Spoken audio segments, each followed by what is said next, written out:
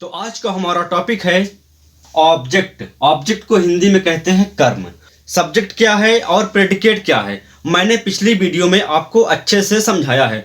अगर उस वीडियो को आपने नहीं देखा है तो डिस्क्रिप्शन में उसका लिंक आपको मिल जाएगा, वीडियो को आप जरूर देख लीजिए। तो आज की इस वीडियो में हम बात करेंगे कि ऑब्जेक्ट क्या है और ये कितने प्रकार का होता है और सेंटेंस में ऑब्जेक्ट कहाँ होता है और ऑब्जेक्ट कैसे पता करते हैं। तो आज की इस वीडियो में हम कंप्लीटली सीखने जा रहे हैं, तो वीडियो में अंत तक बने रहें, आपको यहाँ पर कंप्लीट नॉलेज मिलेगा।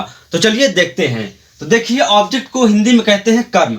ऑब्जेक्ट का मतलब होता है कि जिस मनुष्य या वस्तु पर काम किया जाता है उसे ऑब्जेक्ट कहते हैं। हम कह सकते हैं कि कर्ता का जो काम होता है वो ऑब्जेक्ट होता है। तो इसको अभी हम एग्जांपल से डिटेल में समझेंगे। पहले हम देख लेते हैं कि ऑब्जेक्ट कितने प्रकार का होता है। तो देखिए, काइंड्स ऑफ ऑब्जेक्ट मतलब कि ऑब्जेक्ट का प्रकार। तो ऑब्जेक्ट देखिए वैसे दो प्रकार के होते हैं। पहला है डायरेक्ट ऑब्जेक्ट और दूसरा है इनडायरेक्ट ऑब्जेक्ट। अगर आप डायरेक्ट ऑब्जेक्ट की बात करेंगे तो उसको हिंदी में कहते हैं प्रत्यक्ष कर्म और इनडायरेक्ट को हिंदी में कहते हैं अप्रत्यक्ष कर्म। तो चलिए पहले हम सीखते हैं डायरेक्ट ऑब्जेक्ट कहाँ होता है। तो डायरेक्ट ऑब्जेक्ट पे हमारा क्या आता है, वस्तु का नाम आएगा या छोटे मोटे जो जीव जंतु होते हैं उनका नाम आता है, तो होता है हमारा डायरेक्ट ऑब्जेक्ट। तो यहाँ पर एग्जांपल आपके सामने लिखा हुआ है। देखिए, Rohan sends an email daily, मतलब कि रोहन प्रतिदिन एक ईमेल भेजता है। अब देखिए, डायरेक्ट ऑब्जेक्ट अगर आपको पता करना है तो बहुत ही आसान तरीका मैं आपको यहाँ पर बताने जा रहा हूँ। देखिए वो तरीका क्या है। तो आप देखिए, सेंटेंस जो होता है हिंदी का जो सेंटेंस होता है, तो हिंदी के सेंटेंस में लास्ट में हमारी वर्ब होती है, यानी क्रिया होती है। तो हमारा ये वर्ब है, इसको यहाँ पर लिखते हैं भेजता है। भेजता है, देखिए तो लास्ट में हमारा वर्ब होता है हिंदी वाक्य में और शुरू में सब्जेक्ट होता है। शुरू में सब्जेक्ट होता है इंग्लिश में भी हिंदी में। तो सब्जेक्ट में क्या है, सोहन है। तो सब्जेक्ट हमारा क्या है, सोहन। ये देखिए, सोहन भेजता है। अब इस सेंटेंस में आप क्या का क्वेश्चन करिए, यानी कि व्हाट का। ये देखिए, और यहां पर क्वेश्चन मार्क। देखिए, सोहन क्या भेजता है, आप सेंटेंस पढ़िए कि सोहन प्रतिदिन एक ईमेल भेजता है। सोहन क्या भेजता है, क्या का हमने क्वेश्चन किया तो आंसर में आ रहा है एक ईमेल। क्या भेजता है, एक ईमेल। तो जो क्वेश्चन करने पर आता है आंसर में वही होता है हमारा ऑब्जेक्ट। और किसका क्वेश्चन करेंगे, क्या का, व्हाट का। तो क्या निकल के आएगा, डायरेक्ट ऑब्जेक्ट निकल के आएगा। यानी कि जो वस्तु का नाम आता है वो डायरेक्ट ऑब्जेक्ट होता है। और डायरेक्ट ऑब्जेक्ट इंग्लिश में कहां होता है, वर्ब के बाद होता है। देखिए यहां पर सेंड के बाद एक ईमेल लिखा हुआ है। तो हमने यहां पर यह सीखा कि किसी भी सेंटेंस में वर्ब के पहले और सब्जेक्ट के बीच में, यानी कि सब्जेक्ट और वर्ब दोनों के बीच में क्या का क्वेश्चन करिए, आपका ऑब्जेक्ट निकलकर बाहर आ जाएगा। कहीं भी रहेगा आपको समझ में आएगा तो हमारा ऑब्जेक्ट यही है। तो यहां पर देखिए आपके सामने दो एग्जांपल्स लिखे हुए हैं। अब इन एग्जांपल्स में हम क्या करेंगे, ऑब्जेक्ट पता करेंगे, यानी कि डायरेक्ट ऑब्जेक्ट पता करेंगे। और डायरेक्ट ऑब्जेक्ट पता करने के लिए क्या करते हैं कि सब्जेक्ट और वर्ब को उठाते हैं और दोनों के बीच में क्या का क्वेश्चन कर देते हैं, तो हमारा ऑब्जेक्ट निकल के आएगा। कैसे, पहले एग्जांपल देखिए कि मैं प्रतिदिन हिंदी और अंग्रेजी पढ़ाता हूं, यानी कि I teach Hindi and English daily. यहां पर प्रतिदिन मतलब डेली हो जाएगा, I teach Hindi and English daily. अब देखिए, अब इस सेंटेंस में क्या करता हूं, मैं क्या है, सब्जेक्ट है, इसको मैंने लिया और लास्ट में जाएंगे तो वर्ब मिलेगी। मैं पढ़ाता हूं, ये वर्ब होगी हमारी, पढ़ाता हूं। अब इस वर्ब में क्या करूंगा, मैं क्या का क्वेश्चन करूंगा। देखिए, मैं क्या पढ़ाता हूं, तो आंसर में क्या आएगा, मैं प्रतिदिन हिंदी और इंग्लिश पढ़ाता हूं, यानी कि हिंदी और अंग्रेजी पढ़ाता हूं। तो मैं क्या पढ़ाता हूं, आंसर में आ रहा है हिंदी और अंग्रेजी। तो यानी कि इसमें दो डायरेक्ट ऑब्जेक्ट दिए हुए हैं, हिंदी और अंग्रेजी दोनों आंसर में आ रहे हैं। तो ये हमारा हो गया डायरेक्ट ऑब्जेक्ट। आई होप आपको समझ में आ रहा है। अब देखिए नेक्स्ट एग्जांपल। अब इस एग्जांपल में देखेंगे आप, यहां भी वस्तु है लेकिन अब क्वेश्चन करिए इसमें। देखिए क्या डायरेक्ट ऑब्जेक्ट आता है, अगर आता है तो ठीक, नहीं आता तो ऑब्जेक्ट इसमें नहीं है। कैसे, चलिए इसको भी हम देख लेते हैं। देखिए, वह भोपाल जा रहा है, he is going to Bhopal.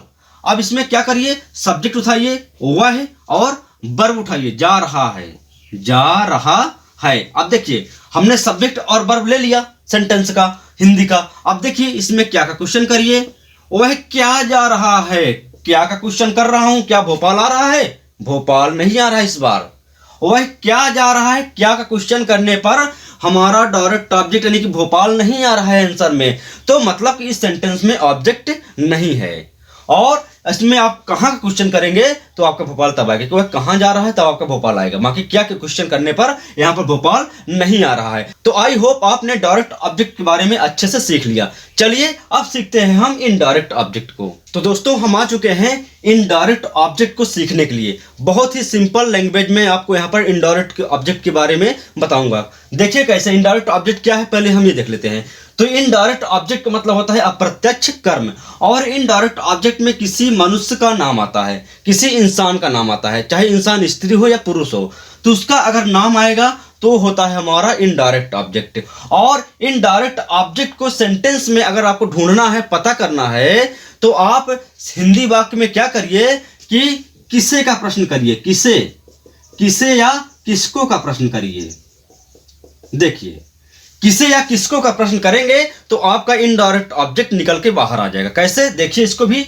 जैसे यहाँ पर आपके सामने एक एग्जांपल लिखा हुआ है, I gave Ram a book, या I gave a book to Ram. अब यहाँ पर टू राम कैसे लिखा है, यहाँ पर ए बुक कैसे लिखा है, इसके बारे में अभी मैं डिस्कस करूंगा, अभी आपको मैं बताऊंगा। लेकिन पहले समझते हैं कि इनडायरेक्ट ऑब्जेक्ट है कहाँ। तो देखिए, तो मैंने राम को एक किताब दिया, इन दोनों सेंटेंस का अर्थ हुआ कि मैंने राम को एक किताब दिया। अब हम क्या करेंगे, पहले हम इनडायरेक्ट ऑब्जेक्ट को पता करते हैं। तो जैसा कि मैंने अभी बताया आपको डायरेक्ट ऑब्जेक्ट में कि सब्जेक्ट और वर्ब को उठाते थे, बीच में क्या का क्वेश्चन करते थे, इसी तरह इसमें भी पहले हम सब्जेक्ट और वर्ब दोनों को लिखेंगे और बीच में इस बार किसे या किसको का क्वेश्चन करेंगे, तो हमारा इनडायरेक्ट ऑब्जेक्ट आएगा। कैसे, जैसे यहाँ पर देखिए सब्जेक्ट क्या है, मैंने, तो हमने सब्जेक्ट लिख लिया मैंने, और लास्ट में क्या दिया रहता है, वर्ब, दिया, तो मैंने दिया। यहाँ पर हमने ये सेंटेंस ये लिखा। अब देखिए, अब इन दोनों के बीच में यानी कि सब्जेक्ट और वर्ब दोनों के बीच में हम किसे का क्वेश्चन करते हैं, या आप किसको का भी क्वेश्चन कर सकते हैं। देखिए मैंने किसे दिया, यहाँ पर देखिए मैंने किसे दिया, तो मैंने राम को एक किताब दिया, तो मैंने किसे दिया, राम को। तो राम क्या है, हमारा इनडायरेक्ट ऑब्जेक्ट है, कोई मनुष्य है, कोई इंसान है, तो हमारा आंसर में आ रहा है राम।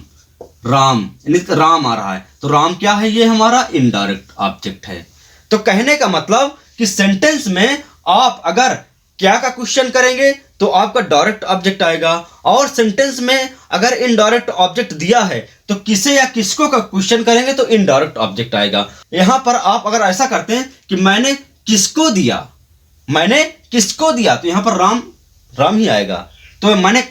तो मेरा कहने का मतलब चाहे आप किसे या किसको दोनों में से किसी का भी यहां पर हिंदी में क्वेश्चन कर देंगे, यानी कि सब्जेक्ट और वर्ब के दोनों के बीच में, तो आपका इनडायरेक्ट ऑब्जेक्ट आंसर में आएगा। आई होप मैंने इस एग्जांपल से अपनी बात आप तक पहुंचा दी, यानी कि आपको समझ में आया होगा इस एग्जांपल के माध्यम से। अब मैंने आपको बताया था अभी कि यहां पर पता करना है कि टू यहां पर कैसे आ गया और राम यहां पर ये कैसे हुआ, तो इसको भी हम सीख लेते हैं। तो देखिए ये ऐसा इसलिए हो जाता है, अगर आप वर्ब यानी कि गिव क्या है, वर्ब है, वर्ब के बाद किसी मनुष्य का नाम लिखते हैं तो वो इनडायरेक्ट ऑब्जेक्ट होता है। उसके बाद तब हमारा डायरेक्ट ऑब्जेक्ट आता है, तब तो आप यहाँ पर टू का यूज नहीं करेंगे। मतलब कि वर्ब के बाद अगर किसी मनुष्य का नाम लिख रहे हैं तो यहाँ पर उसके पहले टू का यूज नहीं किया गया है। और इसमें देखिए, इसमें हमने क्या किया कि वर्ब के बाद डायरेक्ट ऑब्जेक्ट पहले लिखा और इनडायरेक्ट ऑब्जेक्ट यानी कि राम का नाम बाद में लिखा। तो इनडायरेक्ट ऑब्जेक्ट जब डायरेक्ट ऑब्जेक्ट के बाद आता है तो इनडायरेक्ट ऑब्जेक्ट पहले टू का यूज किया जाता है, और दोनों का अर्थ सेम होता है। चाहे आप ये वाला सेंटेंस बोलिए या चाहे इस तरह बोलिए, दोनों का मतलब एक ही होता है। तो कहने का मतलब कि वर्ब के बाद अगर आप डायरेक्ट ऑब्जेक्ट रखते हैं, बाद में इनडायरेक्ट ऑब्जेक्ट रखते हैं, तो इनडायरेक्ट ऑब्जेक्ट के पहले टू आएगा।